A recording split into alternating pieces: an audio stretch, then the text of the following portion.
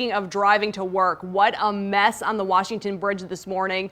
Here's a live look right now. You can see traffic is moving at its usual pace, but early this morning, it was commuter chaos.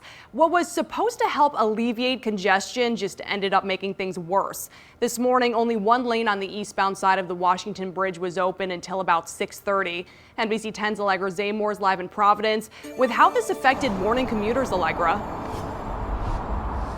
Yeah, Tammy, well, that third lane on the eastbound side of the bridge is now up and running and traffic is moving, but pretty slowly right now still, and it's been touch and go throughout the morning. Backups going north and south for miles on 95. Oh, very frustrating. RIDOT crews worked to open a third lane on the eastbound side of the Washington Bridge Wednesday morning, but it didn't happen in time for the morning commute. The traffic is bad all the time. Going in was 3 lanes, but it was still the same traffic. Most drivers I spoke to weren't surprised to see more traffic and congestion, despite RIDOT trying to fix the problem. People have been dealing with the backup since the westbound side was shut down back in December, and now they're preparing to cope for the next 2 to 3 years as the bridge is torn down and replaced. Today I had an appointment over here in East Providence, and I left my house at 7:30. It was an hour for me to get from Providence to East Providence. Some Providence residents have opted to stick to local roads altogether to avoid the headache.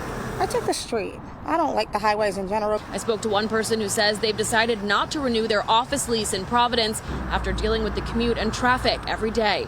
And that feeling of frustration is growing among residents. Bad. Nobody wants to come this side of the bridge anymore because of that.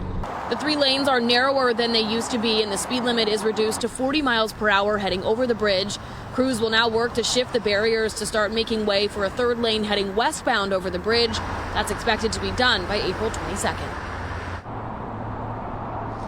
Now, I did speak to a RIDOT spokesperson this morning who told me there were a few crashes overnight on 195 that delayed the contractors, ultimately leading to a later finish time on the bridge this morning. Live in Providence, Allegra Zaymore, NBC 10 News.